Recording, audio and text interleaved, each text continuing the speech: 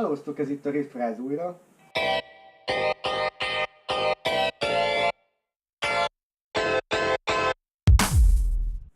Ugye, mint eddig beszéltünk, hogy valamivel az új gépünket majd kellene hűteni. Ezért hát leleplezzük a nagy titkot, hogy mivel is fogjuk ezt hűteni. Segíts csak! Ja Istenem! Szóval ő lenne a kis segédtársunk. Ez lenne a nagy bemutatónk. Ez egy termálték vízhűtés, nem is akármilyen, egy RGB színezésű, vagy RGB-s ventilátoros vízhűtés, amiről igazság szerint egész jókat lehetett hallani.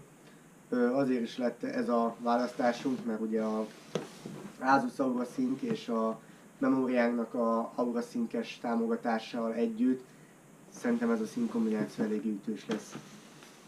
Ez pontosan egy 3.0-ás ringes 240-es, ami annyit jelent ugye, hogy 2x12 centis ventilátor van benne.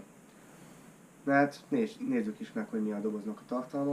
Szerintem erről sokat nem kell szerintem. Itt még a hátoldalán még mondják, hogy nagy teljesítményű hűtőblokk, ugye gondolhatjuk, hogy a részből van.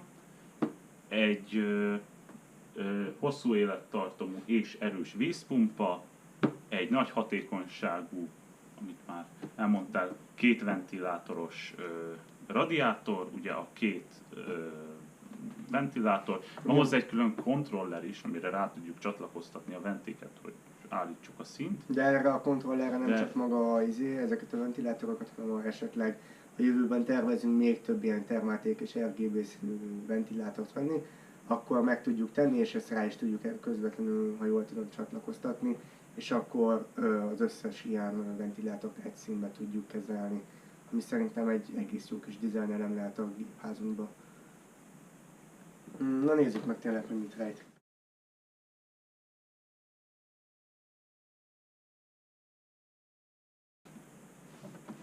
Innen. Másik oldal. Na hát, Wow! már most első sorba érdemes leszögezni, hogy ez egy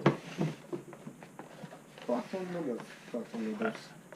Egy kartondobozban van végig belerakva. Mindenben van csomagolva, ahogy láthatjuk. Csavarok, foglalati... Ugye itt a fej.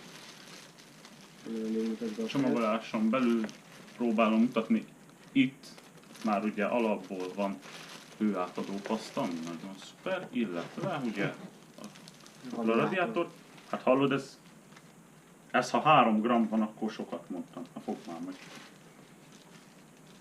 Én most nem akarok senkinek se beszólni, de a memórián nehezebb, mint ez a radiátor. Szóval ez mókás. De viszont meg kell adni, hogy egész szép munkát végeztek vele, mert Ez dizájnos. jól néz ki tényleg. Amint mondtam, ugye itt vannak a foglalatokhoz a átalakítók, vagy hát a ráfogatók, nem tudom pontosan ki hogy hívja ezeket. Itt van a kontroller, ugye, amiről beszéltünk. Ezt ki is veszem. Mit kell kompatibilis.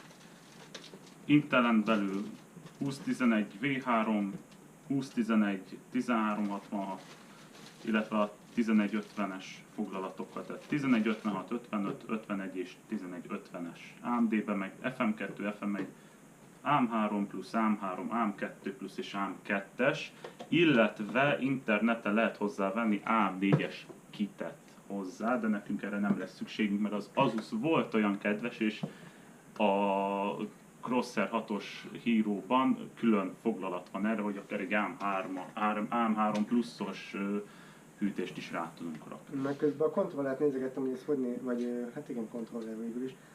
Ez érdekes így egy másik szemszögből megközelíteni ezt a kontrollert. Ezen végül is ezen igazságszerűen sebességet lehet állítani, megállítani, azaz elindítani. Nem biztos, hogy ez kimondata a ventilátorra, én inkább a színre mondanám. A sebességet azt nem, az valószínűleg a ventilátornak a sebessége, nem hiszem, hogy le lehet állítani így a ventilátort közvetlenül, mert szerintem elég rizikósnak hangzik. Viszont itt van a mód is, ami valószínűleg a fényre kimondottan érvényes. Gondolom, hogy többfajta effektus van a világítása, nem csak egy sorszony ez a különbség. Vagy lehet, hogy esetleg a RGB szint is úgy lehet állítani, hogy ezzel a módgomb segítségével a színeket változtatni. Kontrollerről igazság szerint annyit még érdemes elmondani, hogy itt 3 ilyen csatlakozó, ventilátor csatlakozó található. És ráadásul ezek 5 tűsek. Igen, ezek 5 tűsek, mert ugye Mint ahogy a Ventiken is 5 tűs van, hát innen nem fogjátok látni, de higgyétek előtt. Hát igen, a kontroller az nagyjából azért így néz ki. Szerintem egész dizájnos lett. Valószínűleg ez is világít, mert ezen is látok egy ledet, de majd ezt úgyis meglátjuk használat közben. És akkor itt vannak 2 ventilátor, hát ugye RGB-s, szép nagy. Hát mondjuk 12 centis ilyen. Nagyon szép termálték logó, ugye ott virít rajta, tehát Ha valaki zavar, akkor le tudja szedni, és most kaptunk úgyis, nem olyan rég, ugye rogos matricákat, és hát... Így igaz. Ó, hát az muszáj rá. Szóval valószínűleg, hogy inkább amellett fogunk dönteni, mert sajnos ez a termálték, ez valahogy így nem fekszik nekünk, maradunk a rognál. Igen. És akkor már ez is tuningolható ventilátor lesz, mint tudjuk, mert amire rákerül a rog, az nincs sehol, nem lehet tuningolni. Ahhoz képest egész keveset teszik. 3 ugye, amper. Hát viszont az a lényeg, hogy minél több levegőt vigyen. De igen. ezek elég hatékonyak. Van még valami ebben a dobozban? Más nincs. Nincs?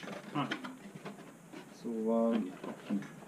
Hát maga a doboz tartalma igazság szerint semmi extrával nem halmozott el. Egyedüli egy dolog, amit úgy megjegyeznék, amit furcsálok. Jó, nem szokás átlagosan azért egy ventilátor vagy bármiféle hűtő mellé matricát kapni, de valahogy így az elmúlt pár videó során, hogy minden márka képes volt akár egy ilyen kisebb matricát így adni nekünk. Most kicsit sajnáljuk, de reménykedünk benne, hogy a vízhűtésnek a teljesítménye majd visszahozza ezt a... Kárpótol minket. Így igaz. Majd meglátjuk, hogy hogyan fogjuk elmenni. Nagyon kíváncsian várunk. Na, ennyi lenne a mai videónk, reméljük tetszett nektek. Iratkozzatok fel.